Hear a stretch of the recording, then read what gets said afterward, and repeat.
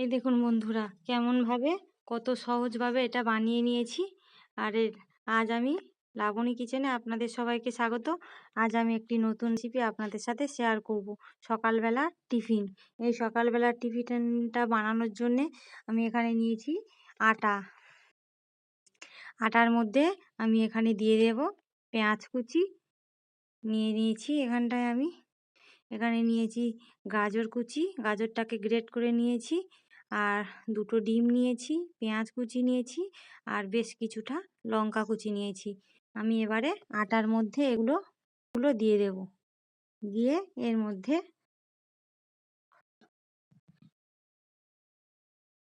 সবগুলো দিয়ে দেওয়ার পর আমি এতে স্বাদ মতন লবণও দিয়ে দিচ্ছি।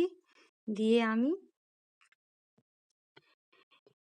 এগুলোকে হাত দিয়ে ভালো করে সবগুলো একসাথে মাখিয়ে নেব। মাখিয়ে নেওয়ার পর আমি এর মধ্যে অল্প অল্প জল দিয়ে দেব। দিয়ে আমি একটা ব্যাটার বানিয়ে নেব।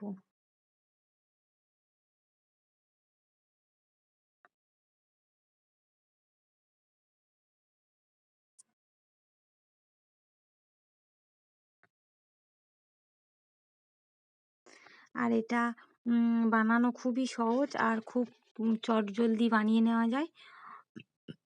যারা এই রেসিপিটা বাড়ির বউদের শিখে রাখা খুব প্রয়োজন। কারণ চটজলদি হয়তো কেউ এসে গেছে, হাতের কাছে কিছু নেই, এইভাবে টিফিন একটা বানিয়ে দিলে তারাও খুব খুশি হবে আর খেতেও খুব ভালো হয়। এবারে আমি হাত দিয়ে মাখিয়ে নিয়েছি। নিয়ে যে ডিম দুটো নিয়েছিলাম সেই ডিম দুটো আমি এর মধ্যে দিয়ে দিচ্ছি।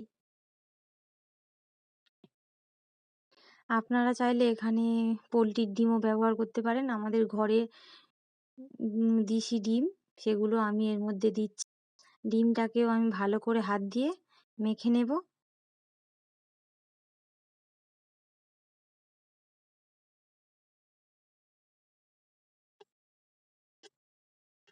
আর এইটা খুব সহজেই বানাতে পারবেন। আর বাড়ির সবাই খেয়েও খুব ভালো।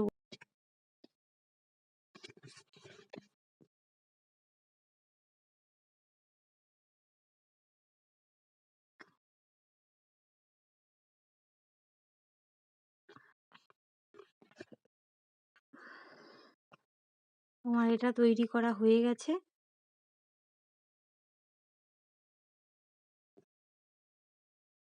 এইভাবে ব্যাটারটা এইভাবে বানিয়ে নিতে হবে। আর এদিকে আমি উনুন ধরিয়ে দিয়েছি। এটা আপনারা চাইলে ময়দারও বানাতে পারেন, কিন্তু আমি এখানে ময়দা ব্যবহার করিনি। এটা হেলদি, তাই চাইলে ময়দা দিয়েও বানাতে পারবেন। এখানে আমি তা বসিয়ে দিয়েছি, তার মধ্যে দিয়ে দিচ্ছি। আর এটা তেলই একদমই লাগে না, অল্প একটু করে তেল দিলেই হয়ে যায়। আমি 1 চামচের কম তেল দিয়ে দিয়েছি। দিয়ে আমি এখানে 2 ডাবু এটাকে দিয়ে দিচ্ছি। এইভাবে আমি ডাবু দিয়ে এটাকে ভালো করে চারদিকে গোল গোল গোল গোল করে শেপ দিয়ে দেব।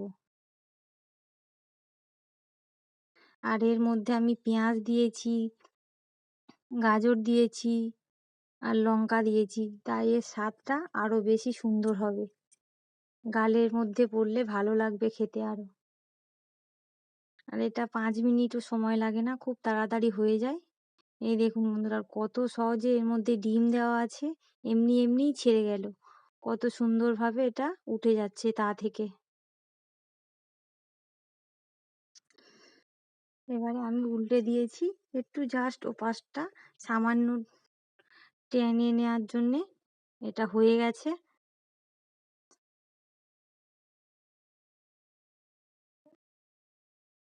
এটাকে আমি এবারে নামিয়ে নেব।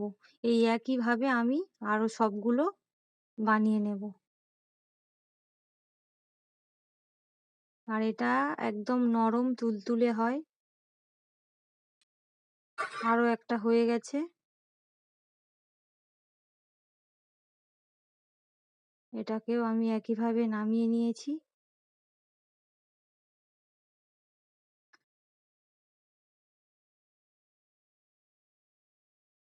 এরকম ডাবু দিয়ে দিয়ে ভালো করে চারদিক সমান করে দিতে হবে।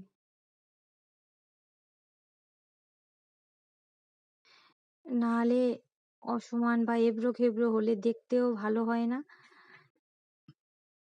এতটা সুন্দর হয়েছে এমনি এমনিই উঠে যাচ্ছে।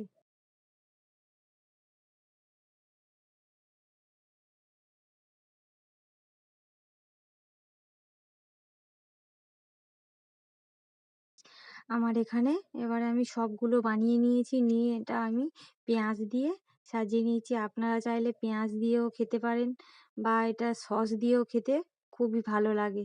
আর আপনারা চাইলে না এতে কোনো আলুর তরকারি দিয়ে আলু ভাজা দিয়ে খেতে পারেন। তাহলে বন্ধুরা আমার ভিডিওটি আমি এখানেই শেষ করছি। আর একবার হলেও এই টিফিনটি বানিয়ে খেয়ে দেখবেন কেমন হয়েছে অবশ্যই করে কমেন্ট করে জানাবেন। আর আমার এই রেসিপিটা আপনাদের যদি ভালো লাগে তাহলে আমার চ্যানেলটিকে সাবস্ক্রাইব করবেন আর আমার পাশে থাকবেন। আর যারা ফেসবুক থেকে দেখছেন তারা আমার পেজটিকে ফলো করে দেবেন। তাহলে বন্ধুরা আমার ভিডিওটি আমি এখানেই শেষ করছি। আপনারা ভালো থাকবেন, সুস্থ থাকবেন। দেখা হবে পরের ভিডিওয়।